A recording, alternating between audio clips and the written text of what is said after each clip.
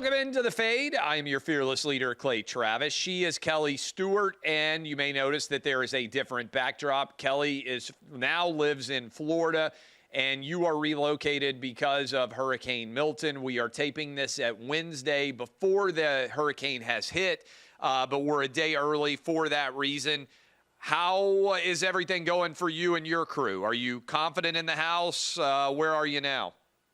Yeah, Clay, I did a lot of research, shocker, I know, prior to buying all this Florida real estate. So I feel very confident that the people in my family that did stay, my friends are actually staying at my house, taking care of my mom because, I think she rather would have had anticipated a Category 5 hurricane than spend 25 hours in a car with me and my dog. So thank you to my girlfriend, Stacy, for making sure that my house and my mother are okay. And then my dad got some damage from Helene, but he's going to get spared by this one. So right now, everybody's good. My brother went to Nashville. I'll tell him to come over to your house and hunker down. You guys always throw a pretty good party. We do throw a pretty good party, but I'm going to be headed, honestly, to East Tennessee to try to raise money for Hurricane Helene. We're doing an event live at Yeehaw Brewery on Friday. If you're a Florida Gator fan in for the game, if you're a University of Tennessee fan, or you're just in Knoxville and you want to come hang out, Chad Withrow, Jonathan Hutton go live at 5. I'm going to be with them later in the day, and I'll do a live OutKick show there. So lots of different moving parts there, but we are a day early dealing with the hurricane. So let's dive right into it, Kelly. Start with college football. Vanderbilt gets a huge win. Unfortunately, the Arkansas Razorbacks defeat America's team, the University of Tennessee Volunteers, in a brutal late collapse by Tennessee. Let's start with, if this makes sense to you, the biggest game of the weekend, Oregon hosting Ohio State. I'm on the under in this one, Kelly, because I think the most impressive thing this year for Ohio State has been their defense. I know offense gets a lot of attention. They've obviously got a stud in Jeremiah Smith at running back, quarterback that you know pretty well at Ohio State. Oregon defense has been better after the first 2 weeks. They weren't good against Boise State or Idaho. I like the under. I got it at 53.5. Are you playing this one either way, Kelly? Yeah, Clay, you and I are seeing eye to eye on this one. I think a lot of people look at this game without actually breaking it down and say, oh my gosh, two prolific offenses, we're going to see a bunch of fireworks, when in reality, both these teams run the ball extremely well. And you mentioned Will Howard, former Kansas State quarterback. I keep waiting. I'm like, okay, when's Will Howard going to have that 2-interception football game? Maybe 3, you never know. But so far, he's only made a few mistakes, and his defense, as you mentioned, has absolutely bailed him out. I'm with you on this one. We're seeing this one the same. I think this game looks like a coin flip as far as the side goes, so I want nothing to do with either team. 24-21 final sounds good to me. Amen. I would be very happy with that. That would cash. Other big games. Penn State, USC on the under again. SC has not impressed me offensively. Neither has Penn State, honestly, but I have been impressed by both defenses at times. Penn State traveling all the way across the country. At SC, complaining about travel, everything else. Penn State a little bit under the radar. I'm on the under. Do you have a read on this one?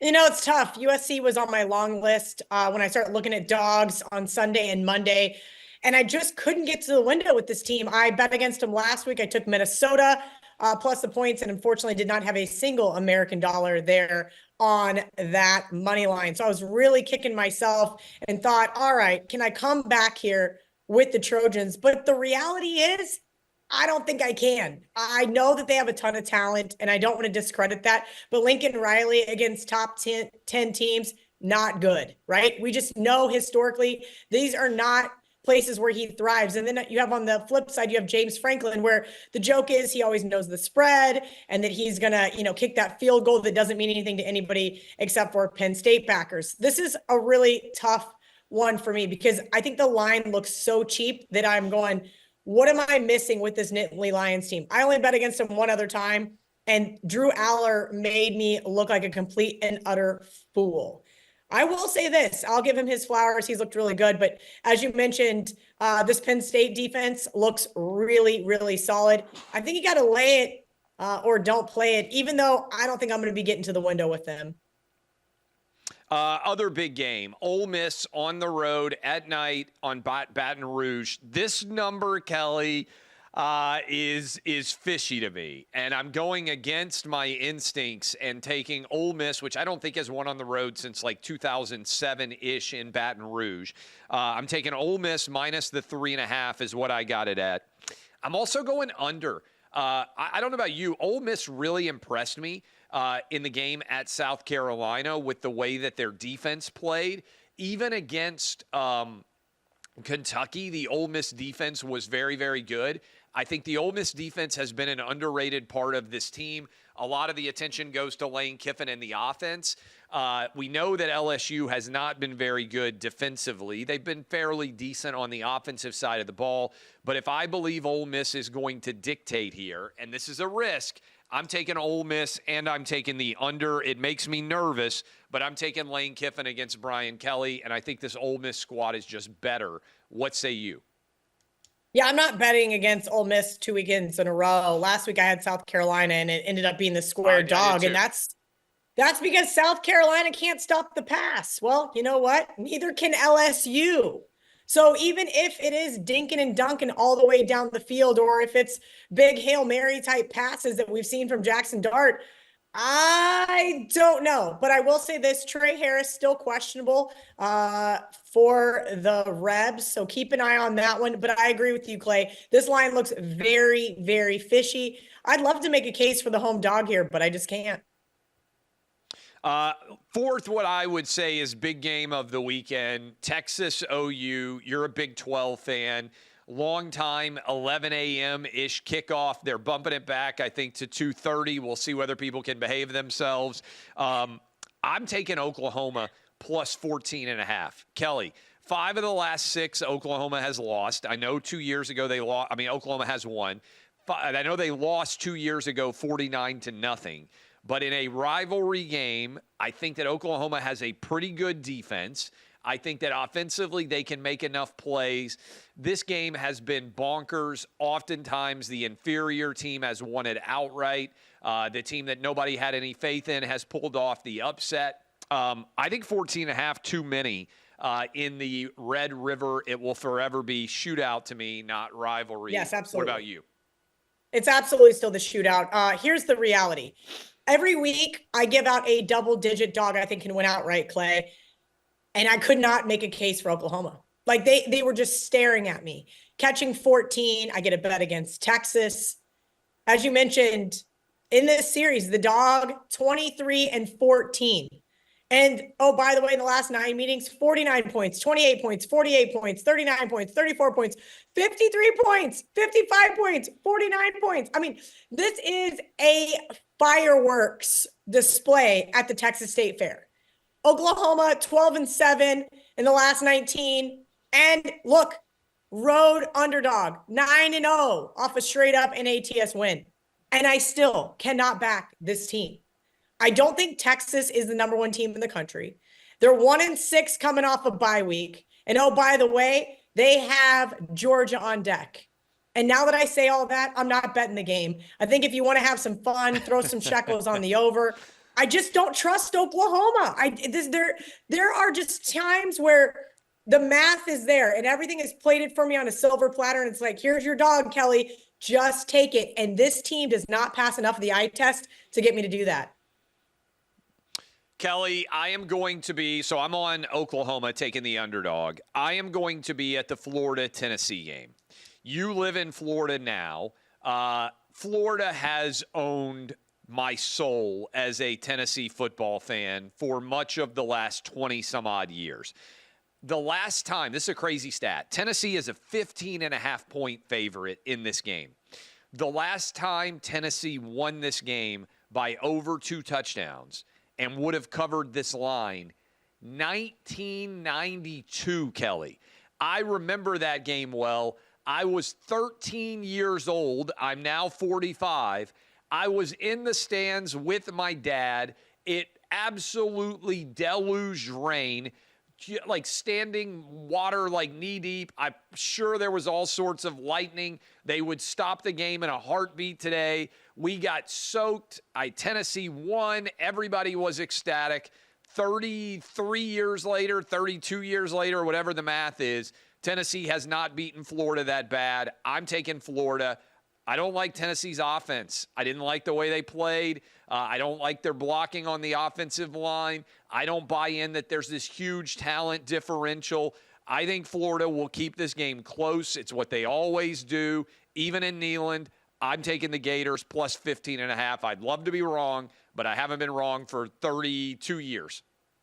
Wait, I was on Florida last year to beat your Vols. I was this close to being on Arkansas last week to beat your Vols. This is not the time to bet against your Vols. Is this some weird reverse jinx things you're doing here? I'm really not sure. You got your team it's off an upset. 32 years of watching every year and not seeing Tennessee play at their best against Florida. I'm not seeing it. Florida wasn't bad against Central Florida. They have no pressure, and they own Tennessee. Listen, I get it. And for no other reason does this rivalry always have some weird outcome would you want to back Florida. But this is not the spot to do it. This is a Tennessee bounce back. This looks like 52-10 written all over it. Just lay it with the balls. I would love it. It's not happening. I'm not that big of a chalk eating weasel, but I think your team bounces back. I think they win this one by 20 plus. I hope you're right, Kelly, because I will be there. I will be ecstatic. Do you love anything in the college football slate? So I've got a couple of games I bet so far. As you mentioned, it is Wednesday, so I still have a lot of work left to do. But my double-digit underdog this week is Vanderbilt. And I know that they may seem prime for a letdown spot, right? They just had one of the bigger upsets in recent SEC history. We know what Pavia is capable of, and we saw him do it last week. But I just have one quick question. Who the hell are the Kentucky Wildcats to be laying 13.5? And oh, by the way, the game total is 45.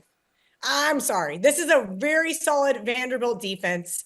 And when that clock keeps rolling and they maintain that time of possession, it's going to be really hard to beat them by 2 touchdowns. And that's why the bookmakers made this one 13. I think this one is one of those trappy type of games. You got Kentucky feeling a little fat and sassy coming off that Ole Miss win and then into the bye. I think Vanderbilt might be ripe for springing another upset here over the Wildcats, plus 13.5, and I do think it's worth taking a little bit there on the money line. Look, I took Vandy. Much of what you said. They've scored a lot of points. I think their offense is pretty sound. And, in fact, that's why I also took the over. I know Kentucky has a good defense, but I think Vanderbilt may well set the pace here. I think Vanderbilt has a good chance to score 28, 30 points against Kentucky. I really do. Historically, Kentucky has not been 2 touchdowns better than Vanderbilt in this game. Historically, I take the under. But again, Vanderbilt, go look at the scores. They have scored and they have given up points both directions. I think they set the pace. I like Vandy to cover a big number, and I like the over. So I'm on both sides of that one. What else do you like? Yeah, I'm on Virginia. This is a Virginia team that I love to make more of a case for, right? We saw them last week show some real grit. They were down 14-0 to Boston College. And frankly, I thought that was all she wrote, but they came back to win 24-14. And these are the types of teams I like to look for. But ultimately, I took Virginia plus the touchdown here in the hook because this is a play against Louisville. Right? They've dropped 2 in a row. They've got Miami on deck. And then, oh, by the way, they got to play Clemson. And all I keep hearing in this sphere that I live in is, oh, this is a must-win game. Must win? Well, weren't the last ones? Remember when they were, 9-point favorites in 8? Did we forget about? I couldn't trust the Cardinals defense then, and I cannot trust them now. I think the Cavaliers get the outright win. Okay, here are some others I've got in order. Wisconsin, Rutgers, Kelly, I've got the under. Mizzou, I think, comes back and destroys UMass. They're on the road. This is a weird game, but Mizzou was embarrassed by Texas A&M. That is one I think that we both got right. I thought that Mizzou would get embarrassed and lose that game. They did. Clemson has been on a wrecking tour of everyone ever since they lost that game to Georgia. I think it continues against Wake. And then I think this is super interesting. These are the early games that I haven't talked about yet. I'm taking the under on South Carolina, Bama. I think that having given up 67 points in the past 6 weeks, that Kalen DeBoer is going to take the air out of this game. We just saw South Carolina not able to score against Ole Miss. I don't think they're going to score very much against Bama. I'm taking the under 51.5. The only thing, Kelly, that makes me a bit nervous about that is that Bama may just come out and beat them, 56-10 or something like that Bama could almost go over by themselves. But they've got Tennessee next week. I think they take the foot off the gas and get in a lot of subs because they want to be healthy for that big game. So I'm taking the under. And the numbers all the way out to 21. South Carolina's defense is not awful. I just don't think they have the fireworks on the offensive side. So those are the 4 kind of early games. You have any read on any of those?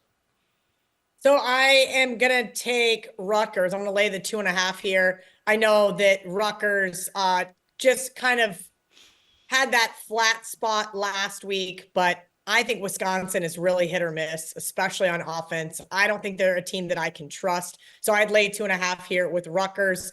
A couple other notable games that I laid the chalk with: Iowa.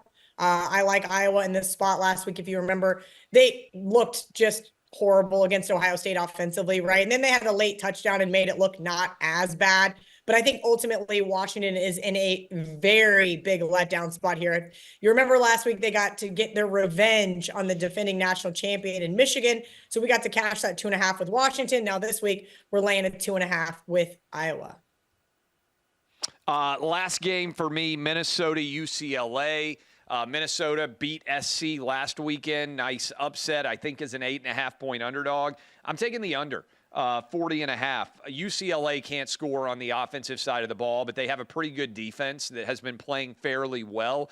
Minnesota, not a big offensive firepower team. I think traveling out to LA and what is likely, let's be honest, to be not a lot of a sizzle in terms of crowd in the Rose Bowl, everything else. I'm taking the under in this one. Yeah, I don't blame you. A couple other games that I'm looking at here. Kansas State -4. Are they insane? I tweeted about this last week and I upset a lot of the Dion supporters out there in Boulder. And I'm sorry for that. But the reality is K-State is still a 9.5-point favorite in this game. And I don't understand where anybody thinks that this is going to be some Colorado dominance, not against this K-State defensive line. Colorado's front 7 is definitely nothing to write home about. Shedeur Sanders, what is he going to do? Throw Hail Marys to Travis Hunter the entire game? I think you guys are way off on this one. I think the Wildcats and Colorado both coming off a bye kind of makes people think towards the over. I don't blame that. What the Buffs were just able to do against Central Florida, great. They didn't turn the ball over. And I think they're going to turn the ball over against Kansas State. Look for a couple of those guys on the defensive side of the ball, maybe Austin Romaine, to get an INT from Shedeur. Okay. That is all for me in college football. Anything else from you? I've got some laundry list of stuff here that I'm still kind of looking at Arizona State possibly on Friday night, Clay. I'm looking at FAU plus the 6.5. We'll see if I can get to them. And then really interesting scheduling spot for NC State. As you know, Syracuse just came off that big road win there in Las Vegas. We'll see if I can't get to the window with the lowly Wolfpack. All right, let's go NFL. Thursday night football. 49ers looked amazing. Not so much of late. Christian McCaffrey still out. Injury issues. Seahawks, tough loss for the Seahawks against the Giants just came up. Kelly, I'm going the over. For a long time, the thing that I thought was the most reliable was the 49er defense I'm not as sold on them right now. I know they've had injuries. The Seahawks have been in a lot of high-scoring games of late, it seems to me.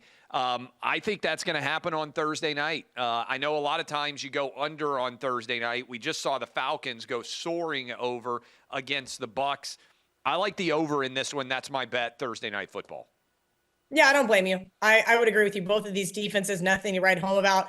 I couldn't lay it with San Francisco here. 0-3 versus the NFC for the first time since 2017. And they have a losing record through 5 games for just the 7th time in the last 10 years. I mean, look, everybody's backing this team to go back to the Super Bowl. I'm not seeing it. I'm on a sell right now, the San Francisco 49ers, but I'm damn sure not buying the Seattle Seahawks.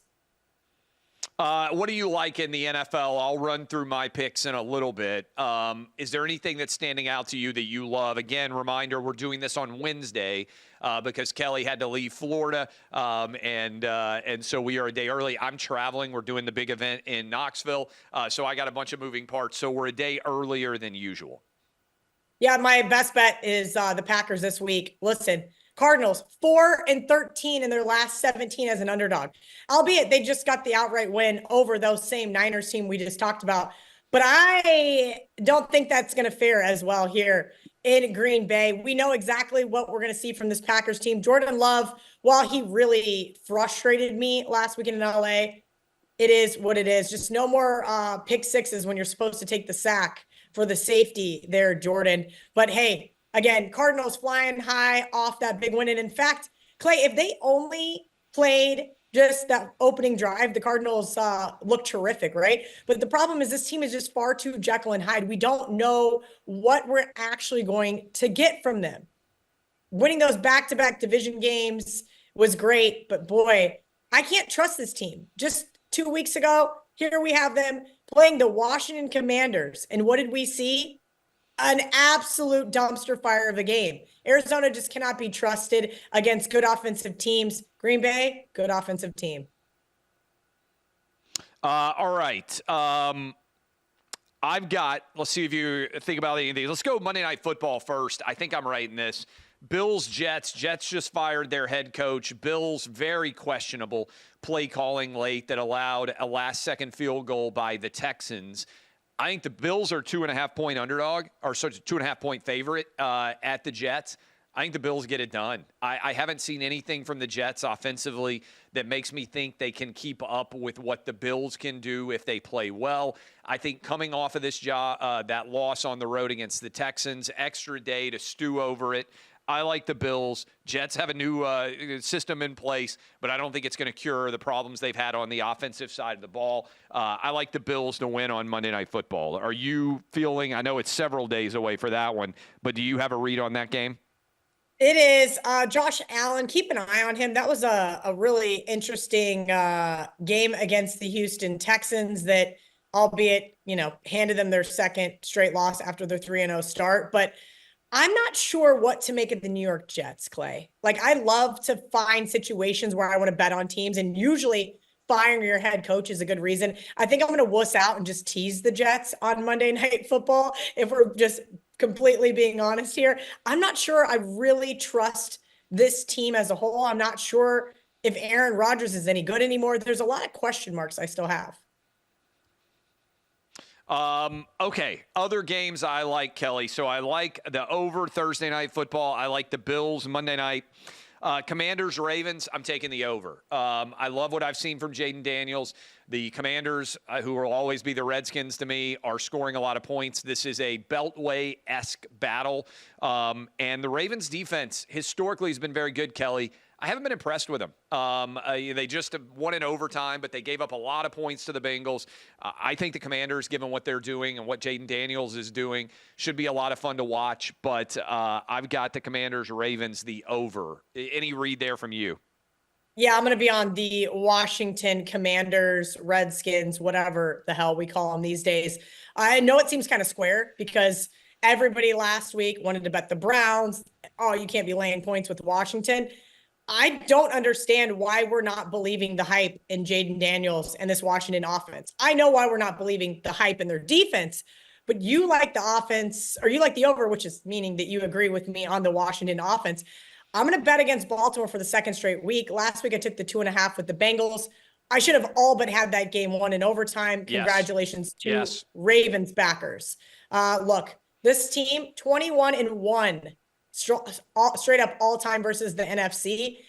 I think that might be 21-2 come Sunday. I think Washington has a real shot to win this game outright. As I mentioned, if their defense could make just a couple of stops, control the time of possession against Baltimore, they can have this game won. Take the Cincinnati playbook minus, of course, the overtime part of that game. All right, I'm on the Bucks. I know both of us have been on the Bucks and off the Bucks, off and on. I've got them to win at the Saints. Saints are not going to have Derek Carr breaking in a new quarterback. I'm taking the Titans off a bye week. Colts are not very good, in my opinion. I know it's going to stun you, Kelly. Plus the points as a home underdog. I think they win it outright on the money line. I'm taking the Raiders as a home underdog. I know they've got issues on all sorts of drama there, but I'm not sold on the Steelers. We're doing this on Wednesday. There's talk Russell Wilson might come back. I don't think he's going to play fabulously well, and the Raiders have played against him in Denver. They know what they're going to get from him. I'll stop there. Any surprises? Any ones that you like? Bucks, Titans, and Raiders on the line that I think are going to cover and/or win. So I'll say this. I love playing against narratives and playing against overreactions. I will say that I think at this point in time, it's a little bit of overreaction to the Derek Carr news. New Orleans was a 2.5-point favorite. Now they're a 3.5-point underdog. It gets any higher, I'm going to have to start looking towards the Saints. As terrifying as that might be, right? Saints have absolutely owned the Bucks as of late. So have that one circled. As far as betting against the Steelers go, I don't blame you. I'd like to bet against them as well here. The Steelers defense is all we've been hearing about all season long, but there we are, Sunday Night Football, and they couldn't stop Dak and an okay Dallas offense on Sunday Night Football at home. I'm not believing it. I do think things are getting a little bit better in Vegas. I know that sounds weird to say that off a loss in Denver, but that was just a game that went in Denver's direction the entire time. I was on them. They were my best bet last week. So that one did not surprise me. It also wouldn't surprise me to see Las Vegas get a win over the Steelers. Other game, and I think it's going to be a fun one, Lions-Cowboys. I'm going to take the over and hopefully be able to kick back and enjoy a high-scoring game. Lions have been a lot of fun to watch. Jared Goff throwing the ball over the field. Cowboys got the win on the road, late Dak touchdown pass, but the offense has not necessarily been firing on all cylinders. I think they play well. I'm going over there. Those are my OutKick NFL six-packs. Do you have a read on what should be an awesome game? I think you'd probably agree, Lions-Cowboys. Oh, I think it's going to be a great game. I just want to know what Dallas has left in the tank after that Pitt game. And the Lions do historically very well before playing the Vikings. So keep an eye on that one. We'll see what Derek Carr's got up his sleeve. But yes, I agree. This one could absolutely be have a shootout written all over it. Anything else that stands out to you, NFL, college football weekend to come? Again, we want to say we hope everybody's well with Hurricane Milton. We'll be live. Yeehaw Brewery, me, Chad Withrow, Jonathan Hutton, all of us starting at 5 Eastern on Friday surrounding that Florida-Tennessee game. We're going to try to hopefully raise a little bit of money and help out people who can need it. But anything else standing out to you, Kelly? That's all I've got on this beautiful Wednesday afternoon. I hope you guys have a great weekend. Go Vols. We need it. We need it. They're not going to cover the 15.5. Well, hopefully I'm wrong. I would love to be wrong. We'll talk about it next week. I am Clay Travis. She is Kelly Stewart, a.k.a. Kelly in Vegas. This has been the Fade Special Wednesday edition.